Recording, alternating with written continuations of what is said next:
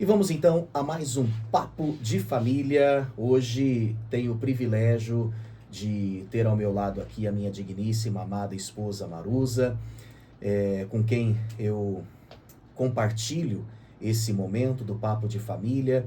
E Deus tem nos dado muita graça e tem sido generoso conosco e tem nos ensinado muito através desses estudos, porque para você acompanhar um pouquinho dos bastidores, para a gente chegar aqui e conversar, a gente conversa muito antes, né? Verdade.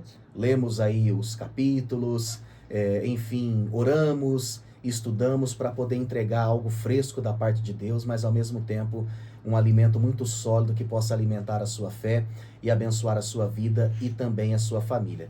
Bem-vinda, meu amor. Obrigada. Uma boa tarde a todos. Um prazer estar aqui.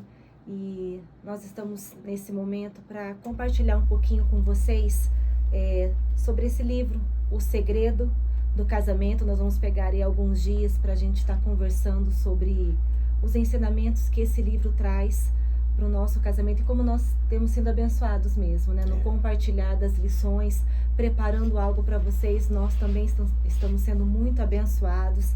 E um livro de Tim Keller e com Kate Keller, que é sua esposa, e nós vamos hoje conversar sobre o primeiro capítulo desse livro, né? Mas você quer falar um pouquinho sobre o livro antes, né? É verdade. Bom, o Tim Keller foi um grande pastor norte-americano que sempre foi muito conhecido pelos seus escritos teológicos no meio acadêmico, mas esse livro ele escreveu com a esposa numa linguagem mais devocional.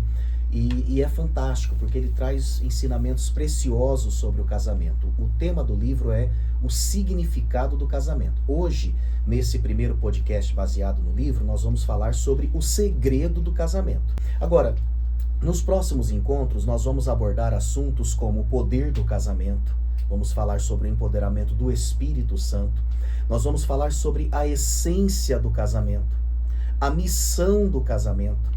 Nós também vamos abordar aqui amar o desconhecido, acolher o outro, os solteiros e o casamento. Portanto, nós vamos privilegiar os solteiros também em um desses podcasts. E, é claro, não poderia faltar o sexo e o casamento. Também vamos falar sobre sexualidade. Então nos acompanhem nesse e nos próximos podcasts, porque todos eles serão baseados nesse livro do Tim Keller, O Significado do Casamento. Eu quero agradecer o Marcos Caires, doutor Marcos Caires, juiz de direito, que me presenteou com esse livro há mais de um ano, e eu tenho, de fato, sido muito abençoado através da leitura dele, e podemos também abençoar tantos outros casais com esse material. É isso aí. E nós vamos para a palavra, né, dando início aí ao assunto, e a gente sempre gosta de ler a palavra de Deus. E hoje nós vamos ler dois textos. Gênesis 2, 24, que diz: Por isso deixa o homem pai e mãe e se une à sua mulher, tornando-se os dois uma só carne. E vamos ler também Efésios, no capítulo 5, os versículos 31 e 32. Eis que porque deixará o homem o seu pai e sua mãe, e se unirá à sua mulher, e se tornarão os dois uma só carne. Grande é este mistério, mas eu me refiro a Cristo e à igreja. Muito bem. São dois textos que servem como referência para a nossa conversa. Paulo ele se apropriou dessa palavra lá de Gênesis, e ele inclusive incluiu um novo significado, que essa unidade entre homem e mulher, essa unidade indivisível, né? Ou seja, deixará o homem pai e mãe, se unirá e se tornará uma só carne com a sua mulher. Paulo chama isso de um grande mistério. Ele diz que esse é um grande segredo que só pode ser compreendido pelo Espírito de Deus. E é muito importante a gente já dizer que, até mesmo na introdução dessa obra, o Tim Keller ele vai afirmar o seguinte, que a Bíblia ela não traz assim muitos detalhes sobre o funcionamento de algumas instituições, mas ela fala todos os detalhes sobre o bom funcionamento da família. Isso. Ele chega a dizer que a Bíblia começa com o casamento, Adão e Eva, e termina com o casamento, que é o casamento da noiva com Cristo, da igreja com Cristo. Então, nós não estamos falando de uma opção para um casamento ser feliz a palavra de Deus. Não, a palavra ela é mais que uma opção. Ela é a obrigação, ela é a nossa única e infalível regra de fé e de prática. E o Tim Keller ele fala muito sobre a cultura atual, mas como precisamos ter a ousadia de sobrepor os valores dessa cultura com os valores da palavra. Temos que praticar a tolerância? Temos, claro, mas a partir do momento em que a cultura ela afronta a Bíblia, ela afronta a família, ela afronta a dignidade da vida humana, então nós temos que ficar com a palavra. É isso aí. Aí nós separamos um trecho do livro que diz assim: aquilo que a Bíblia ensina sobre o casamento não reflete meramente o ponto de vista de uma cultura ou época. Os ensinamentos das Escrituras desafiam a narrativa da nossa cultura ocidental contemporânea da liberdade individual como o único caminho para a felicidade. Ou seja, a palavra ela é viva, ela é eficaz, ela não é só lá do passado ou só agora do presente, né? Ela é para todo o tempo. Ela nos ensinou lá atrás, ensinou o povo lá atrás e continua nos ensinando, né? Ela sempre tem algo para nos mostrar. E sobre o casamento, como a gente pode aprender com a palavra? Né? Não tenha dúvida. É muito importante que reforcemos o valor da palavra para o contexto da família. Porque, às vezes, os casais tentam tantas estratégias mirabolantes, tantos cursos, e com todo respeito, tantos gabinetes ou tantos divãs psicológicos, tantas viagens, e muitas vezes se esquecem de começar pelo básico. Peraí, vamos olhar para a palavra? Não é a sua vontade ou a minha. Vamos ver o que a palavra diz a esse respeito. Então que esse podcast possa reforçar o valor da palavra de Deus como regra de fé e de prática para você, para o seu casamento. E vamos para o capítulo 1. Vamos para o capítulo 1, que é o segredo do casamento. E aí nós vamos ler mais uma parte do livro que diz assim: embora o casamento seja muitas coisas, ele é de tudo menos sentimental. É glorioso, porém difícil. É força e alegria ardentes, mas também é sangue, suor, lágrimas, derrotas humilhantes e vitórias exaustivas. Quer dizer, é um choque de realidade, né?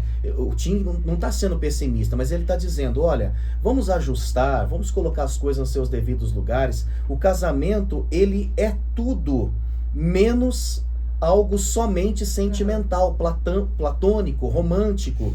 Então, é muito importante que você entenda, você está passando por perrengues no casamento, bem-vindo ao clube. É isso aí. Não é? É um relacionamento novo, ou quem sabe hoje até a gente percebe relacionamentos mais longevos, mais maduros também entrando em crise, seja pela saída dos filhos de casa, seja por um problema pontual, um falecimento, seja por um trauma. Parece que antigamente as pessoas tinham mais facilidade para sustentar o relacionamento e passou no teste dos 7 anos, depois ia embora. Hoje não. Hoje a gente vê até relacionamentos mais maduros, infelizmente, ruindo.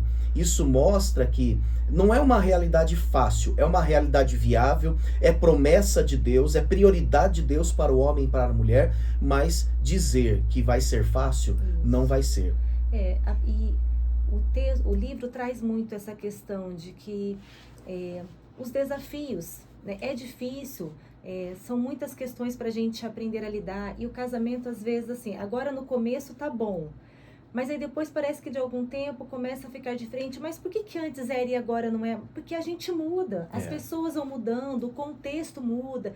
Eu pensava de uma forma, agora eu penso de outra. Então, não é fácil você conviver com outra pessoa. Porém, o livro também traz muito isso, que ainda o casamento é o melhor lugar para se estar. Né? Porque é onde você encontra alguém para caminhar com você, para te ajudar, para te acolher. Quando os dois estão nesse propósito, né? Como o casamento nos faz bem, né? Emocionalmente. Então, e espiritualmente, quando a pessoa está em Deus. Então, apesar de ser desafiador, é bênção de Deus. Né? Apesar das dificuldades, das grandes coisas que nós vamos ter que ir lidando, né? com as mudanças que nós vamos ter que aprender a lidar, é o melhor lugar para se estar quando a gente tem alguém para caminhar junto com a gente. Né? Com certeza. Bom, ele diz do segredo do casamento, porque na linguagem de Paulo, essa união, ela revela um grande mistério. Quem aqui já não disse a frase, né? Nossa, como entender uma mulher? Esse ser tão enigmático. Mas também, como entender esse homem? Esse ser tão complexo? E é justamente o fato da gente não ter todas as respostas, é justamente o fato da gente ter a direção apenas para o próximo passo, que nos faz depender de Deus e que também traz essa graça para o casamento. Porque imagine uma coisa muito previsível, muito monótona. É esse mistério que faz o casamento ser bom. Então nós precisamos saber tirar proveito disso. E o não se acomodar, né? E o não se acomodar. Casei, pronto, acabou.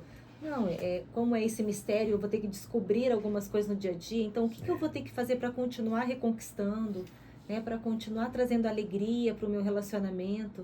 Então, isso é bom, né? Isso é maravilhoso. Quando não é tudo certinho o tempo todo. Então, essa conquista diária, né? Exatamente. Vamos começar desconstruindo. Hoje nas universidades tem se falado de uma atitude disruptiva.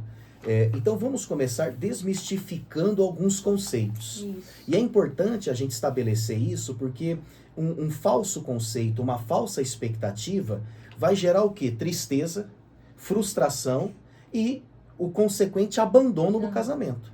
Então vamos colocar os pingos nos is aqui para a gente entender o que de fato corresponde com verdade e o que é uma expectativa falsa que precisa ser retirada do nosso coração. E o primeiro ponto que nós vamos estar conversando é desmistificar que o casamento é um conto de fadas, porque não é. Tem um pouquinho do que a gente já estava falando daqui. Não vai ser tudo perfeito, não vai ser tudo glamouroso o tempo todo, né? Às vezes as pessoas olham aquela festa de casamento linda, aquele glamour, tudo muito gostoso, maravilhoso, e aí passa a lua de mel ali, a viagem, chega no dia a dia e vê que não é só glamour, né? Tem os seus desafios. Então, e aí muitos se decepcionam. Então é entender que casamento não é conto de fadas. Daí a importância de no namoro e no noivado o homem e a mulher experimentarem a realidade da vida. Essa moça tem que saber se esse cara é esse cara mesmo ou se ele está forjando uma realidade. Esse rapaz, ele tem que saber qual é dessa moça. Como é que ele vai casar com essa moça se ele não comeu um prato de sal com ela? Se ele não passou por uns perrengues com ela? Se ele não deu a ela a oportunidade de se revelar de fato quem é? Porque essa primeira fase que envolve namoro e noivado e até o começo do casamento, de fato se parece um conto de fadas. E não significa que depois deixa de ser algo assim criativo, lindo, mas vem os seus desafios. Eu sempre digo que um relacionamento no começo é como uma mina de ouro que tem ouro ali na superfície da terra. É fácil para você descobrir. Agora, conforme o tempo vai passando, não é que a mina deixou de dar ouro, é que agora você vai ter que cavar mais fundo. Então, a grande questão é que quando o casamento ele deixa de ser esse conto de fadas, então é hora de viver a realidade e cavar mais fundo, para continuar tendo esse respeito, essa admiração e essa apreciação. Agora, tome muito cuidado. Não esteja com uma pessoa num conto de fadas, com uma pessoa hipócrita, com um ator, com uma atriz. Peça a Deus que traga à tona as verdades. Por isso que o namoro é muito importante, né? O tempo do namoro é o tempo da observação, é o tempo de prestar atenção nos detalhes, de ver como ele se comporta dentro de casa, com a família dele, entre os amigos. Pais. O que as pessoas que conhecem ele há mais tempo falam a respeito dele. É claro que existem mudanças, as pessoas podem passar por transformações, mas a gente tem que observar isso, né? O namoro, ele é um tempo muito importante para isso. Por isso que tem que ter tempo de namoro, para você conhecer o outro, né? Conviver, estar lá onde ele também está, na casa dele, prestar atenção onde ele convive, saber onde ele trabalha, como que é o comportamento dele, tudo isso vai fazer diferença, né? A pessoa quer fazer o test drive e ela pensa que test drive é se deitar com o namorado e com a namorada. Vamos ver se vai rolar uma química. Isso é o que não tem que acontecer. Isso. E o que tem que acontecer no namoro não acontece. Que é a conversa, Isso. né? O diálogo. Exatamente. Mas qual seria esse segundo ponto que a gente precisa desmistificar? Que o casamento é uma instituição falida, né? Hoje, as pessoas olham o casamento como algo muito superficial. Para que casar? Não, isso não dá certo. Não deu certo com os meus pais, não deu certo com os meus avós, então eu também não quero entrar nesse casamento. E isso é uma mentira do diabo. É verdade. Né? Que o casamento é algo que não vai dar certo, é uma instituição falida já, isso a gente não tem que acreditar, isso é algo que a gente tem que quebrar. E o Tim Keller, ele menciona que esse idealismo fantasioso em relação ao casamento fez as pessoas se decepcionarem justamente por não olharem o casamento como uma unidade de pecadores que precisam da graça regeneradora de Jesus, né? Pessoas que projetaram no casamento uma felicidade que na verdade só Deus poderia lhes dar. Então isso fez com que o casamento caísse em descrédito, por maus exemplos, quem sabe até por heranças familiares, porque meu pai se separou, porque meu avô se separou, meu bisavô se separou. Então, tudo isso vai criando essa visão que também tem que ser quebrada. Ou seja, o casamento é uma instituição falida. Não é uma instituição falida. A família é a menina dos olhos de Deus, a família é o primeiro projeto de Deus depois da sua própria glória, depois de ter criado o homem para a sua própria glória e louvor. Deus fez esse homem conviver em família. Então nós hoje precisamos também ter esse cuidado que eu quero viver o melhor do meu casamento, né? Eu quero desfrutar de um relacionamento saudável e abençoado, mas é também ser exemplo na vida dos nossos filhos, né? Para que eles não criem essa visão errada de um casamento. Então o que nós estamos mostrando para os nossos filhos, para os nossos netos sobre casamento? O que eles têm visto em nós? Com certeza. E nesse livro nós encontramos o seguinte princípio, né? Que o casamento, ele é um grande amortecedor de dificuldades. Ele é uma instituição que ajuda os cônjuges a crescerem, não apenas como casal, mas como pessoas. Ele é um centro de tratamento do caráter do homem e da mulher. Ele é uma oportunidade para se exercer humildade, para se experimentar uma porção que você não teria se você não fosse casado.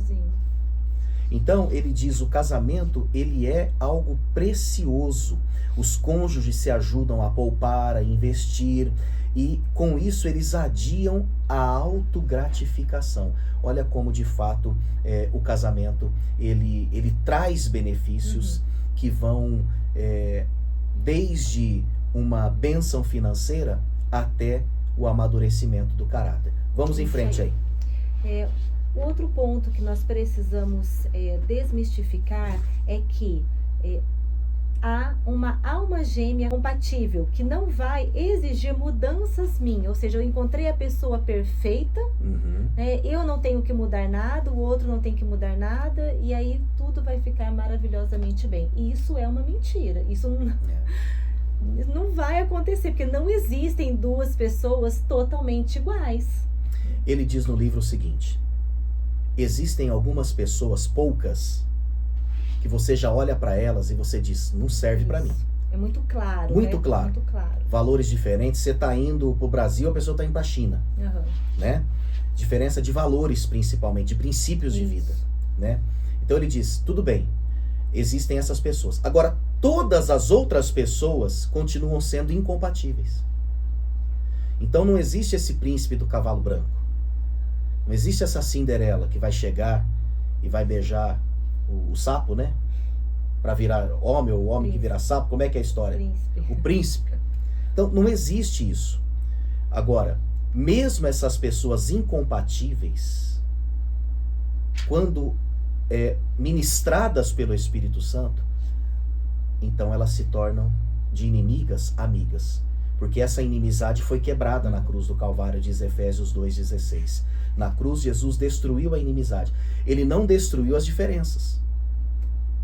Ou seja, você vai fazer do casamento um espaço, né? Aí tem que definir se você vai fazer um espaço de martírio por conta das diferenças ou se você vai fazer um brinde às diferenças e saber tirar proveito das diferenças. Então, ele diz o seguinte, que na visão de alguns homens, meu amor, a parceira perfeita, primeiro, é aquela parceira sexualmente perfeita. Rolou uma química sexual. Essa pessoa está aí para me servir. Então, o homem, ele pensa numa alma gêmea perfeita, em primeiro lugar, ele pensa em termos sexuais. Né? E aí a indústria pornográfica está aí para piorar muito isso, porque aí o homem começa a fazer comparações. Ele quer uma performance dos filmes, mas os filmes não representam uma performance de fato, representam quase que uma ficção. E outra coisa que ele diz é que os homens, eles entendem como uma parceira perfeita, uma alma gêmea perfeita, altamente compatível, aquela pessoa que não vai incomodá-los, que não vai mexer na vida deles. Por isso que hoje é cada vez mais comum a pessoa querer namorar, mas não querer casar. Isso. Não, você no seu canto e eu no meu. Deu vontade, nós vamos lá, nós transamos, mas depois eu volto para minha casa, você vai para a tua, você não mexe na minha rotina, você não mexe na minha mesa, você não mexe na minha cama. Então, quer dizer, hoje isso acontece tanto com homens quanto com mulheres. Por quê? Porque há essa visão, uma pessoa perfeita é alguém que não vai mexer no meu universo. Se ela quiser colocar o dedo no meu universo, não serve para mim. Então não se trata de um casamento, né? Se trata de uma visão egocêntrica, hedonista, uma visão narcisista, onde eu quero alguém para me servir, não necessariamente alguém que seja um instrumento de Deus até para me corrigir, se for o caso. Então ele trabalha a desmistificação desse conceito, né? Dessa alma gêmea perfeita. Não fique à espera dessa pessoa.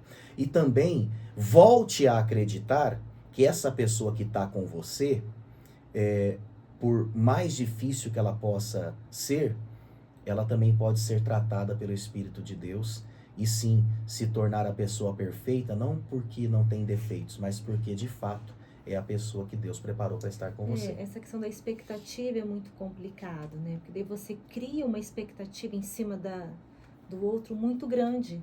E uma expectativa muitas vezes impossível de ser cumprida. Você olha e você, nossa, é minha alma gêmea lá, é a pessoa perfeita, e aí você cria, você deposita na pessoa uma expectativa que ela não vai suprir, porque é uma carência sua que só Cristo pode suprir, né? As nossas expectativas nós precisamos colocar em Deus. O outro é falho, o outro tem coisas diferentes de mim, então nós precisamos ter esse cuidado com as expectativas que nós colocamos no outro. Porque aí depois, quando chega no casamento, e aí você se frustra, porque quando namora, tudo é muito lindo, né? Tudo é perfeito, tudo no outro me chama atenção, e aí você casa, e aí é diferente, a expectativa se frustra. E aí você acaba que... Aí vem os desafios do casamento, né? Porque você criou uma expectativa que vai ser impossível de acontecer. Então a gente tem que tomar muito cuidado com isso. O Cláudio Duarte chega a dizer o seguinte: case com a pessoa errada e faça a coisa certa. Tentando desmistificar justamente isso, porque ninguém tem uma bola de cristal. Então é mais fácil você pensar assim, bom, aqui tem um mínimo necessário. É a mesma fé, os mesmos valores, uma pessoa digna, né? Eu me sinto atraído por essa pessoa, não apenas fisicamente, mas é alguém com quem eu me identifiquei. Então, tudo isso é só o ponto de partida, não é a linha de chegada. Então, o casamento ele vai nos apresentar essa jornada. Então, ele chega a dizer isso, que homens e mulheres querem os prazeres do casamento, mas não querem as responsabilidades do casamento. E isso é algo muito sério que precisa ser desconstruído. Diz que antes, os homens eles eram avaliados pela sua continência sexual, pela capacidade de serem fiéis. Hoje eles são avaliados pela performance sexual. Então, quanto mais esse cara pegou, né? Até essa expressão é muito chula, mas é a expressão usada aí. Quanto mais esse cara pegou, então mais ele acaba sendo ovacionado por conta da sua performance. Isso aí. Deixa eu ler um pedacinho aqui do livro que diz assim, ó. Em outras palavras, algumas pessoas em nossa cultura exigem demais de um cônjuge. não veem o casamento como a união de duas pessoas imperfeitas para criar um espaço de estabilidade, amor e consolo, um refúgio num mundo sem coração. E aí a gente vai falar um pouquinho agora sobre o segredo, né? O segredo. Qual é o segredo para um casamento feliz, um casamento abençoado, um casamento aí prazeroso? Pegando o gancho do que você falou, né, de duas pessoas pecadoras, eu quero indicar um livro para vocês do Dave Harvey, Quando Pecadores Dizem Sim. Porque acho que o segredo começa aí, meu amor. É entender que o que vai fazer esse casamento dar certo não é a minha boa vontade ou a minha inerrância, não são as minhas boas intenções, muito embora é importante que a pessoa esteja bem intencionada, não é verdade? Importante que a pessoa tenha um compromisso em performar em todos os aspectos, mas não é isso em primeiro lugar, porque nós estamos falando de dois pecadores que se unem. E se dois pecadores se unem, o Tim Keller vai dizer que em primeiro lugar, para um casamento dar certo, os dois precisam ter uma experiência de regeneração com Cristo. Por quê? Porque é o poder do Espírito, nós vamos ver isso até no próximo, que nos capacita para vencermos as inclinações da carne. E então, ele traz como maior exemplo a pessoa de Jesus. Então ele diz o seguinte: grande é esse mistério, mas eu me refiro a Cristo e à igreja. Então ele vai dizer que as mulheres precisam agir em submissão aos homens, mas ele vai dizer que os homens precisam amar as suas mulheres como Cristo amou a igreja e a si mesmo se entregou por ela. Então, como Cristo amou a igreja? Bom, Cristo amou se esvaziando da sua glória. O Verbo se fez carne e habitou entre nós. Ele abriu mão do seu direito. Ele em nenhum momento desviou do propósito. Qual era o propósito dele na terra? A cruz. Como é que Cristo amou a igreja? Cristo amou a igreja se entregando por ela. Se permitiu consumir naquela cruz. Então, olha, são palavras fortes. Esvaziamento, né? Abrir mão. A própria morte do ego e do eu. Então, qual é o segredo, se não buscar amar como Cristo amou? Né? Fazer do casamento muito mais uma oportunidade de servirmos um ao outro mutuamente. Porque tem gente que pensa assim: casamento ou é satisfação ou é o sacrifício. E o Tim Keller vai dizer o quê? Que é um conjunto, né? Não é nem só satisfação e nem só sacrifício. É muito ruim quando no casamento, olha aqui, um lado apresenta só satisfação e o outro só sacrifício. E tá cheio de casamento assim. Onde só um abrir mão, né? Só um abrir mão. É a minha vontade, você tá aqui para me servir, você não tem direito de falar, de sonhar, de desejar, de nada. Então um é satisfação e o outro é sacrifício. Ele diz: não, isso é inferno, isso não é céu. O segredo é ambos se satisfazem e ambos se sacrificam. Ambos se satisfazem e ambos se sacrificam. Os dois têm que abrir mão, né? Muitas vezes da nossa vontade, abrir mão daquilo que eu quero. E eu acho que o principal, né, é vida em Deus, vida em oração e deixar o Espírito Santo trabalhar. Não é pedir que o Espírito Santo só mude o outro, é deixar que o Espírito Santo mude a gente também. Senhor, muda em mim o que precisa ser mudado, e Senhor, muda no outro aquilo que também tem que ser mudado, para que nós possamos viver de uma forma que glorifique ao Senhor. Qual é o segredo? O segredo é colocar Cristo no centro, Cristo como referência. Então, se Ele é o meu modelo, eu preciso melhorar. Como marido, como pai, como esposa, como mãe. Se Ele é o modelo, então eu preciso entender que casamento não é um espaço só de satisfação.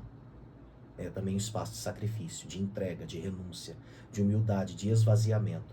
Imagina, né, se os dois assumirem esse compromisso. É lindo. Não tem como dar errado. Verdade. Não é? Porque a renúncia de um alimenta a gratidão do outro. Não é assim? o serviço de um constrange o outro em amor para que também o sirva. É uma semeadura mútua, né? Então, fica aí essa palavra. Eu acho que nós podemos orar. Podemos orar. Não é? Finalizando esse podcast de hoje, quando nós conversamos sobre o segredo do casamento. O segredo é Cristo em nós. A esperança da glória. Amar como Cristo, servir como Cristo, renunciar como Cristo, se entregar como Cristo. E lembrar que não é só satisfação e não é só sacrifício. É satisfação e sacrifício. Pode orar, meu amor.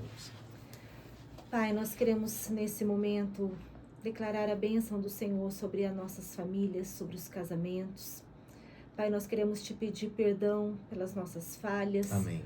Por aquilo que colocamos como verdade, mas na verdade não são. Queremos, ó Deus, pedir que o Senhor venha tirar do nosso coração toda expectativa errada. Amém. Que o Senhor possa colocar em nós aquilo que está no teu coração, Pai. Que o Senhor nos ajude a realmente abrir mão da nossa vontade. Amém. Nós oramos para que todo o nosso eu caia por terra. Amém. E nós queremos viver, Pai, alinhados com o teu propósito e com o teu querer.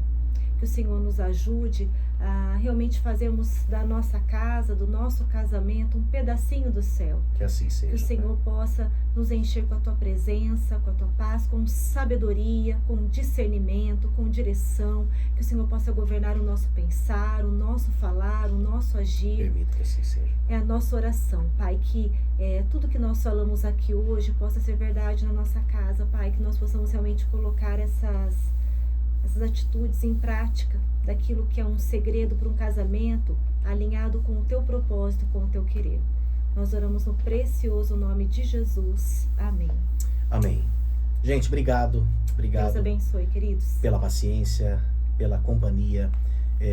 Você que está assistindo esse podcast pelo YouTube, compartilhe com alguém para que outras pessoas sejam abençoadas. Não se esqueça também de se inscrever no nosso canal.